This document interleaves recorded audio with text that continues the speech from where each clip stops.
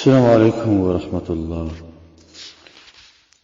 الحمد لله والصلاة والسلام على رسول الله وآله ومن والاه وبعد. أعوذ بالله من الشيطان الرجيم. واتقوا الله ويعلمكم الله. وعن جابر أن النبي صلى الله عليه وسلم قال: البقرة عن 7 والجزور عن 7. رواه مسلم. محترم و مؤمن ورونو، د قربانی متعلق بعضی اهم و ضروری مسائل ذکر کو. حدیث د جابر رضی الله عنه د امام مسلم نقل کړی دی. په مختلف الفاظ باندې دا روایت ثابت دی.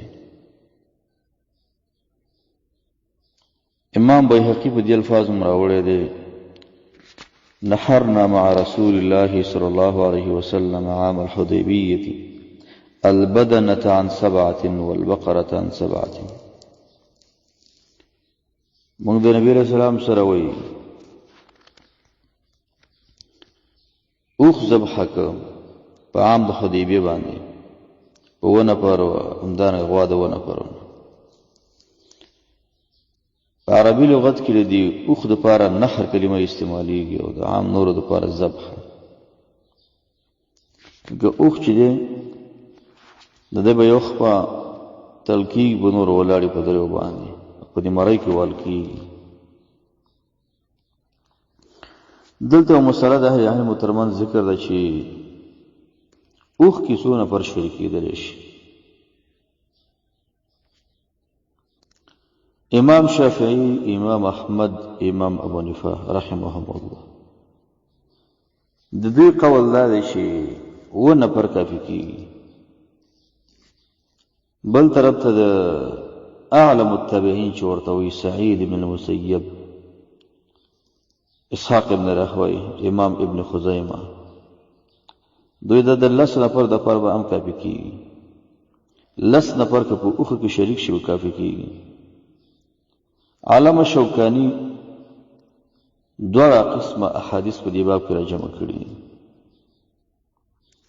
او دا حدیث چې کوم دی حدیث د جابر رضی الله عنه دی براوړي او دی ویلي چې دا په باره اصل کې د هدی په باره کې راغلی کوم چې حجاج د هدی کوي. دلی کړي چې وای دا د هدی په حالت کې په دې کې بدنه او بقره یو شانته دي. خو کدی کې دوه نظیر چې په قربانۍ کې پروا نه کوي.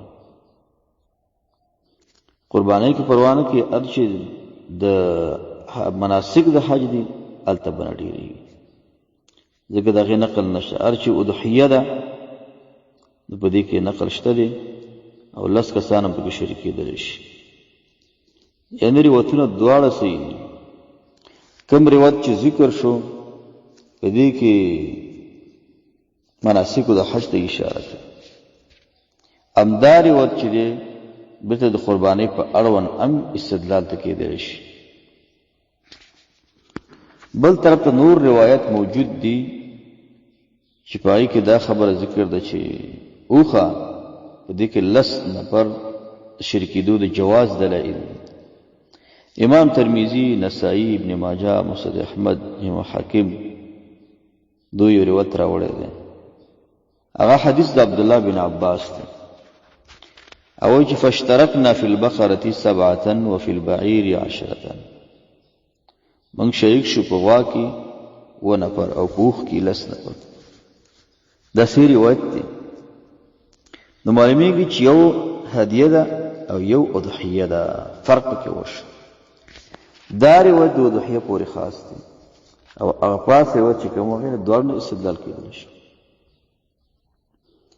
دیم روایت په دې بنا باندې چې په اوخه کې 10 نفر شریک کېدل شي. دا روایت امام طبرانی نقل کړی دی. دارنګه مجموع الزوائد کې دی. روایت د عبد الله بن مسعود رضی الله عنه دی. دا وی الجزور فی الاضحى عن 10. اوخ په قربانۍ کې د 10 نفرونو کافي کیږي. اگر کړه دې په سند کې عطا بن صائب دی چې په اخر کې په اختلاط راغلی دی، لیکن د دې روایت په متابعات او شواهد پکې شته.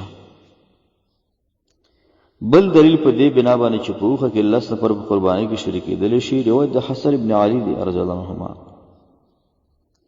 دا وایي چې امرنا رسول الله صلی الله علیه وسلم ان نلبس اجود ما نجد وان نتطيب باجود ما نجد وان نضحي باسمن ما نجد البقره عن 7 والجزور عن 10.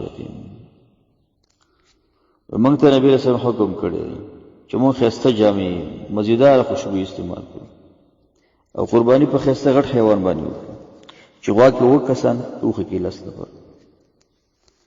دام غټ دلیل دی په دې موضوع کې.